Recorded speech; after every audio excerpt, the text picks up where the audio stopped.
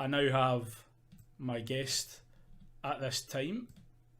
Again, I am having to produce this myself, so I'm currently cropping him in so that he doesn't have any nonsense around about him. We'll get him in here. Robbie Hanratty has joined us. He is in the green room.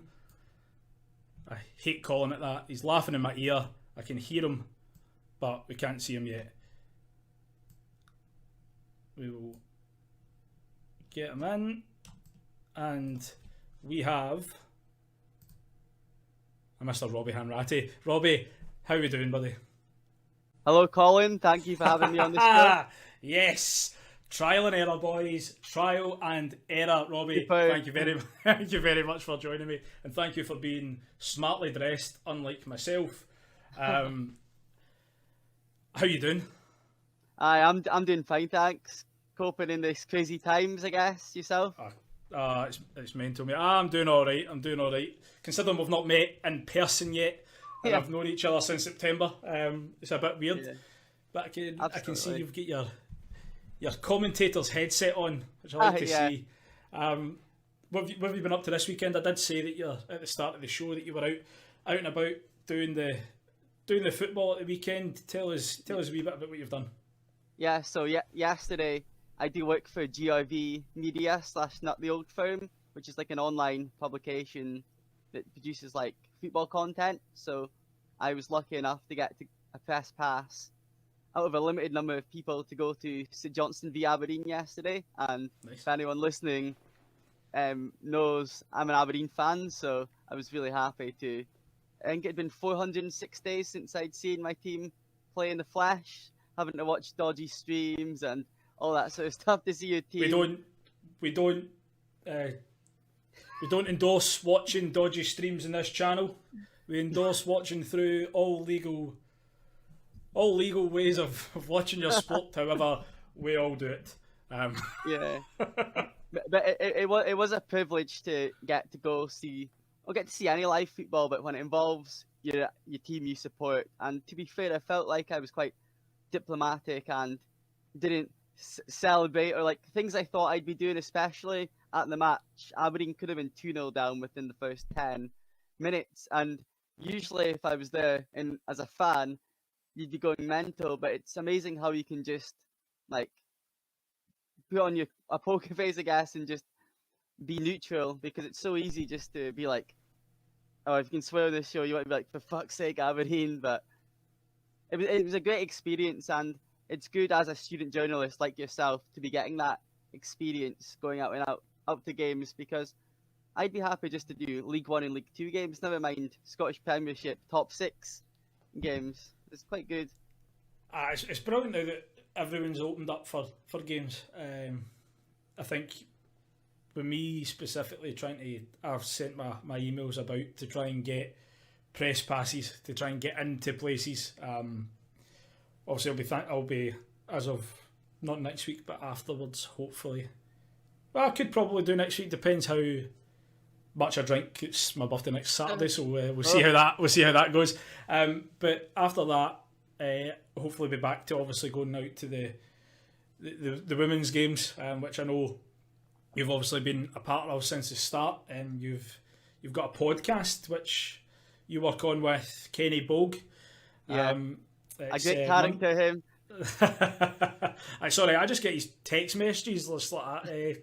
Remember to tell Andrew you can't do this, and I know to message him. It's all good. But Kenny's a good guy.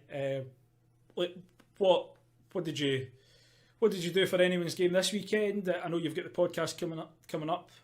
So today, obviously the women's SWPL's played on a Sunday. So today, I was supposed to be going to Forfar v Glasgow City, but because I'd went down that way already yesterday for the men's football, and the game was televised, it was streamed on BBC Sports Scotland website, so I just done the match report via the online website. But even then, it's all a learning curve. Like, I feel like I didn't know much about women's football other than maybe the international players for Scotland, and now watching Glasgow City today, I feel like I've got a feel of this player plays in this position, they play this type of football, and like the actual is actual for anyone listening or watching this who might have been put off by women's football. It's actually quite impressive, and some of the actual technical game and the football they play on the ground is better than some of the men's games you watch. I'll tell you that. Well, I agree with that to an extent, because I went to the last game I was at was Glasgow City versus Sparta Prague in the Women's Champions League, and the actual standard of football was, it is, you don't see it in lower leagues as much. People, I suppose, say that the lower leagues are a lower standard, but to be fair, that I've found people saying, I've got people who are fans of lower league football teams, like not just SPL teams that I know, and the standard down there is still really good. But the women's standard was brilliant. I've been to see Celtic ladies versus Motherwell, and then obviously Glasgow City versus Sparta. I was really impressed with the Sparta girls, to be fair, other than the spitting on folk and all that. But that's I don't want to stereotype that as an Eastern European kind of fieriness, but that was terrible. That was terrible. But I'm really impressed with the standard of the football, and it's starting to get obviously quite a bit more coverage now, with the games being televised online through BBC. Yeah, oh well, for sure. Or even just tonight, before I joined this live call, the highlight show on BBC Scotland have a half an hour highlight show, so now people are able to see that, like a wider audience will be able to see that, and gets the women's game on show. So it's really good, but I do feel it's a step in the right direction with the highlight show, but they still haven't got reporters from the BBC out at every game, so you're not getting a full picture. So they can only grow that. Like, it's a start of something that they can only grow, I guess. That's it, and kind of you've got to just look to the future and try and build on what they've now got. Like I said, they've used COVID, got through that, came to the other end, and now it's just a case of building and moving forward. So what have you got planned for the next week? Obviously, we don't have the fixtures allocations yet from Andy, but what's the plan for the podcast before we get your WrestleMania prediction for tonight? What's your plan for the podcast going forward? Well, so I do two podcasts through Anyone's Game. One, which is the Scotland podcast, which is based on the international team, where we've interviewed people along with Kenny Bogue, people like Leanne Crichton and Julie Fleeting, who most people would probably know, even prominent in the media. And then we have the SWPL show that we've just started. So last week I was at the Spartans v Hibs Edinburgh Derby in Edinburgh. So we got on a Spartans player, Simone McMahon, and then we based the show around her game, and also got her to speak about the other games as a bit from a player's point of view, and have a quiz, which was really fun. And obviously in the women's game, only the SWPL 1 has been allowed to resume. The SWPL 2, the second division, hasn't. They've not been deemed professional or something like that. So I think on this week's show, there's been quite a few of the SWPL 2 players been very vocal on social media about being mistreated. So I think definitely there's going to be someone from the SWPL 2. I don't think Andrew has confirmed that completely. And we'll probably look tonight at someone that's been a standout maybe in today's games. Like, I'll watch back the highlight show, see if someone's been a standout, and see if they could come on and speak about their game. Like, look like a good game again between Hibs and Motherwell 3-2. That's a good bounce back after last week. And then I watched the Glasgow City game stream.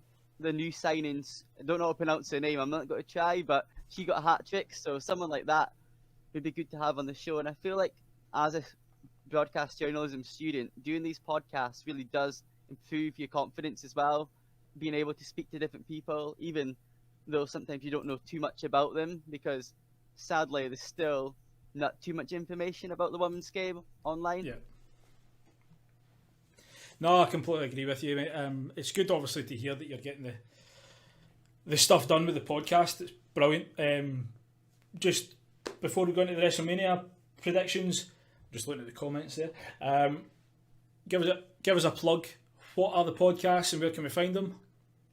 So you can find them at Anyone's Game on Twitter, and then it's website anyone'sgame.substack.com, I think it is. And then you can subscribe. Some things it's free, and some things you can subscribe to as little as like 60p a week, and there's constant like podcasts with different players, and you've done things for match reports, etc. And some of them, if we're lucky enough, do go out on the Scottish Women's Premier League official website as well. So that's always good to get accreditation from that as well. Perfect. Moving on to what is coming up this evening. I won't take up too much more of your evening. Did you see anything from last night? I know you were obviously up and away to football today, so... Unfortunately, I didn't see anything from last night, but I did hear that there was finally crowds back into live wrestling for the first time in a year, and I did see the results, but I can't say I've seen the matches, but I might watch. I look forward to try watching them back when I can. Definitely worth it. A couple of matches that I would say that you could skip, but I'll not. Don't give away the spoilers yet. I'm not going to spoil anything. Tonight we obviously have the main event, which is Edge versus Daniel Bryan versus Roman Reigns.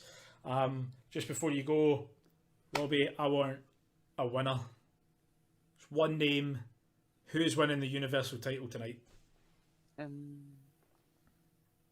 Just on pure nostalgia, I want to say Edge, because he came back at the Rumble, etc. And then even though he's hated by a lot of people, I just love Edge, just everything about him, and like the spear, like spent many days on the trampoline playing, spinning folks. So yeah, go Edge, even though realistically it'd probably be Daniel Bryan, knowing the scripters, but I'm going to go Edge.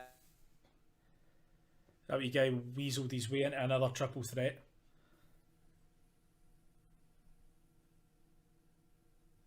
You guys weaseled his way into another triple threat, but hey ho,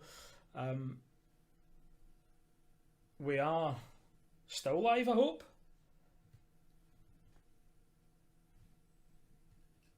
Should be. Something clicked off there. There we are. It does say we're still live, so something clicked. I think it's the internet in this. Technology. This terrible weather, mate. We've had sun, sleet, snow, hailstones. But yeah, we are obviously going into WrestleMania tonight. We have Robbie Hanratty's predictions. Robbie, thank you very much for joining us tonight. No worries. Hopefully we'll be able to get you on again at some point. Aye. But yeah, no, thank you very much, Robbie, and go and enjoy the rest of your evening, mate. You too, enjoy.